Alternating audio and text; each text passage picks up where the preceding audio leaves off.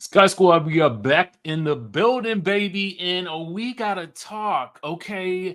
That Potomac trailer yesterday when it dropped, it had some of y'all feeling real good, and then it had some of y'all feeling like it was real mid, okay?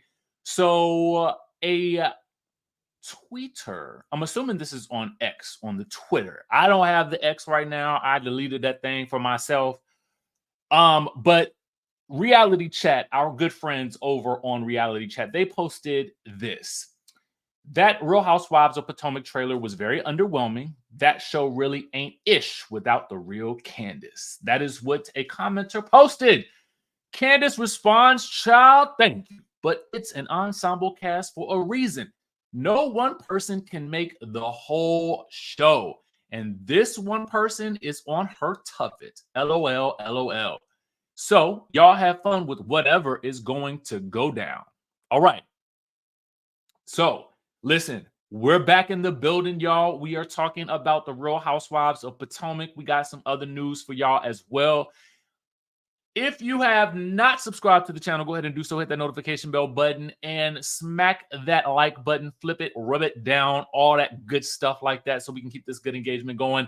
But let's get back into the tea. Did y'all think that that trailer was mid? Did y'all think it was underwhelming? I mean, what was it giving to y'all?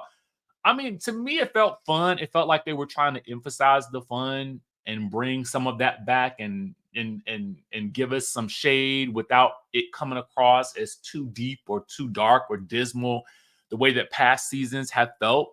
So I don't know. I don't know. But Candice is basically saying leave her out the group chat because she has left the show. But we get into the reason why she left. Now, I think we pretty much know this to be her sentiment, but on the According to Blake YouTube channel, this podcast right here that was posted, a clip was posted on the Bravo Shade Room, right? And in this clip, Candice tells us that she started to not feel safe. Now, this part I think is a little new, all right? At least in terms of her stating it out loud, right? We knew that she didn't necessarily feel safe with the cast, I think. But when she tells us that she started not to feel safe and that there were people at the production company who contributed to her not feeling safe, she says her first egg retrieval failed because she was going through the process at the same time that she was going through the situation where Giselle had made those accusations about Chris. So she's attributing that to, just having some difficulties, with that egg retrieval process as a result of dealing with all that stress. Now, it's one thing she says to fight with her castmates, but then she says it's another thing to have to fight with production.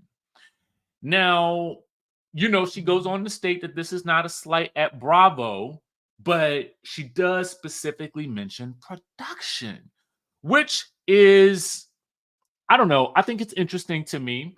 I can understand where she's coming from based on how things were presented at the reunion last season, especially just sort of comments about how Giselle said, I was told she was going to be talked to.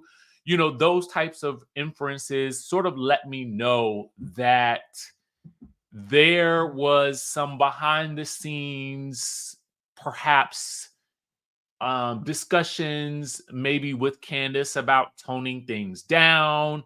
Some of that we had, kind of heard. So I don't know. Let me know what you guys think. Will you miss Candice on this new season? I personally think that it's in her best interest to move on from the show. At this point in time, you got the baby coming, exciting things with music and acting. And I just feel like she utilized the platform in the way that it needed to be utilized. And now she can continue to elevate and do her thing outside of the drama. All right. And then come back for something like a Traders or something like that later on down the line, or, some other, avenue for which, you can still keep that relationship with Bravo, NBC, Universal, kind of like Nene is back on E for the Emmys after, what is it, the after red carpet or the post party? I can't remember which one it was, but welcome back, Nene. So you just never know. You always want to keep those doors open when you work in the field of entertainment, unless you just ready to blow the roof off the mother, you know what I'm saying, and shut it all down and and shank the whole thing. Okay. But it doesn't sound like Candice is ready to do that quite yet. And I do believe that, I think that Andy still has some level of affinity for, Candice and what she can bring. And I do think that they'll bring her back into some mix with the Bravo NBC Universal family. Now, let's move on to some news that we haven't talked about in quite some time. Yes, baby. Yes. Simon and Porsha are back in the news, mostly Simon at this point.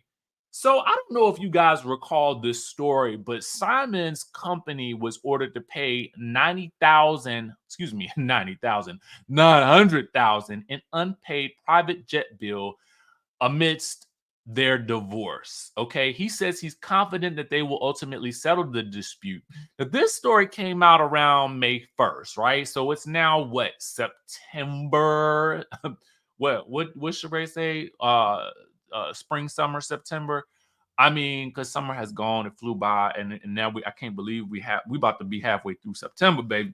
Anyway, so the update on that story is that he is still fighting to stop having a bank account garnishment following that $887,000 private jet judgment. Okay. So Simon is not only fighting in divorce court, Simon is also fighting the aviation peoples. Okay. Now, I don't know nothing about renting no private jets. Okay. I really don't. But his company has asked an Ohio judge to stop NetJets Aviation from garnishing its Truist bank account, despite the judgment being against his company for $800,000 plus dollars, right? So his company has requested that the default judgment be vacated, claiming improper service of legal documents. The judge agreed, halting collection efforts and allowing Simon's company to respond to the original lawsuits, where NetJets accused his company of breaching a contract related to a private jet leasing program.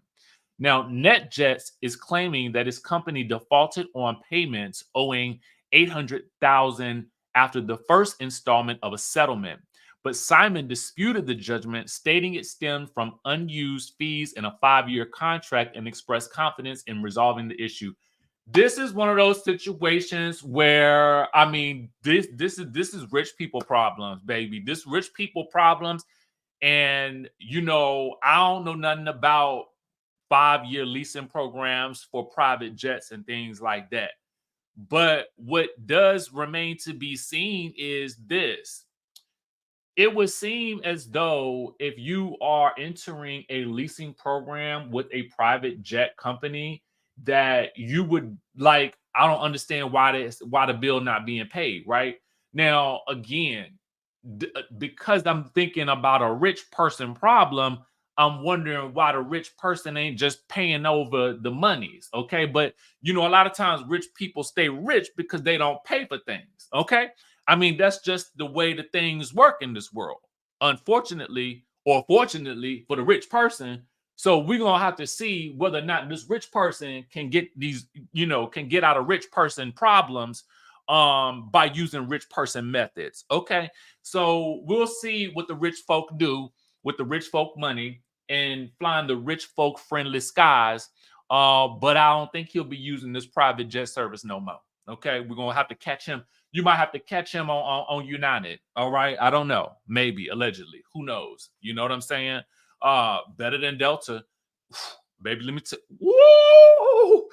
I could tell y'all about my Delta experience, but I'm gonna do that in another video on my other channel because I don't want to, bore y'all with the details of that. For some of y'all that just came for the tea, y'all came to hit it and quit it like Shannon Sharp. Okay.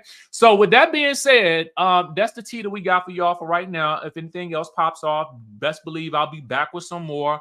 I might be on camera. I might not be. It's a busy day for me. So I got to keep things pushing and keep things popping and making it do what it do. Pop. Okay. So with that being said, y'all know I love y'all and I'll catch y'all in the next video.